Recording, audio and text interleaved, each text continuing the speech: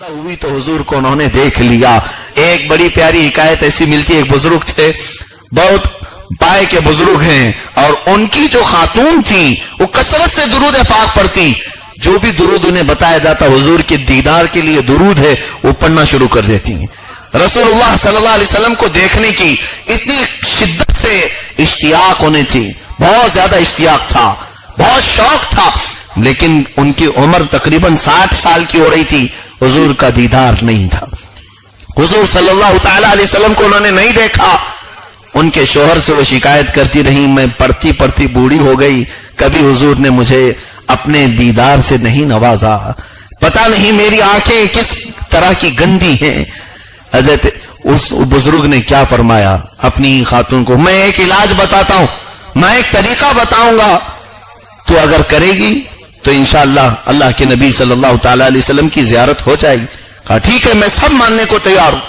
ایک سچی عاشق رسول خاتون, اس بزرگ نے کہا اپنی بیوی کو جس کی عمر 60 سال کی ہو رہی ہے, کہا ایک کام کرو, آج رات میں دلہن بن جاؤ. 60 سال کی عورت دلہن بنے, اسے گھونگٹ لائیں, اس کے بناؤ سنگھار کا سامان لا کر کے دیا, سجایا سنوارا ان کو بہت, اور اس کے بعد پھر اپنے پورے رشتہ داروں کو دعوت دے دی, آؤ میرے گھر میں آپ دعوت ہے.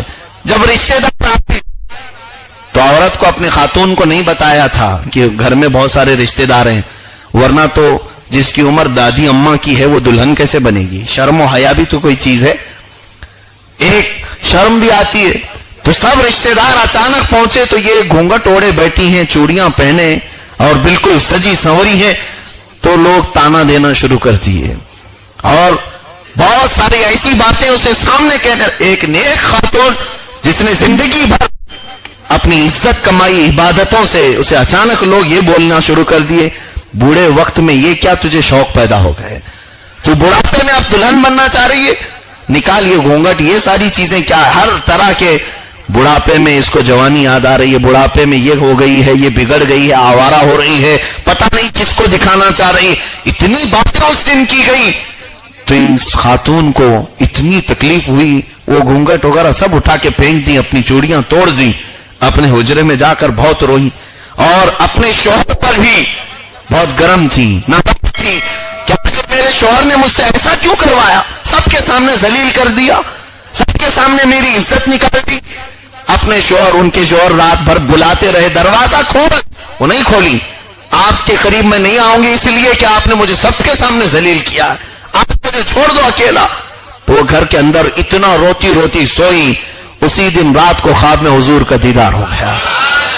اللہ کے نبی صلی اللہ علیہ وسلم تشریف لائے, برسوں سے جو متمنی تھی, صبح اٹھنے کے بعد گھر میں خوشبوؤں سے گھر مہک رہا ہے. صبح وہ اپنے شوہر نامدار کے پاس آئی, پوچھا کہ اللہ کے حبیب صلی اللہ علیہ وسلم کو میں نے دیکھا, آپ نے اس طرح سے دیکھا؟ وہ مسکرانے لگے, ہاں میں نے بھی دیکھا ہے, لیکن اللہ کے نبی صلی اللہ علیہ وسلم نے جو تجھے اپنے دیدار سے نوازا. وہ خاتون پوچھتی ہے, اے میرے رفیق حیا, یہ کون سا طریقہ تھا حضور کی دیدار کا, یہ کون سا طریقہ تھا حضور کے دیدار کا, ایسا تو کوئی طریقہ میں نے نہ کہیں پڑھا ہے. ان کے شوہر نے کہا, یہ اللہ کے اولیاء کی بات ہے, کب ان کے دماغ میں کیا کیا باتیں آئے. انہوں نے یہ کہا, میں حضور صلی اللہ علیہ وسلم کی طبیعت کو جانتا ہوں, میں یہ طریقہ خود میرے دماغ سے گڑا تھا, کہیں کتاب میں پڑھا نہیں تھا. میں نے یہ سوچا اس طرح کروں گا تو تو ٹوٹ جائے گی. بہت تجھے تانے کبھی کسی نے نہیں دیے, تانوں کا درد کیا ہوتا ہے تجھے معلوم نہیں تھا. ایک بار میں سب کی طرف سے تجھے زخمی کرنا چاہتا تھا, اس لیے کہ میں نے یہ تو ضرور پڑھا ہے, جس کا دل زخمی ہو جائے اس کے دل کو جوڑنے کے لیے مدینہ کا تاجدار تشریف لاتا ہے.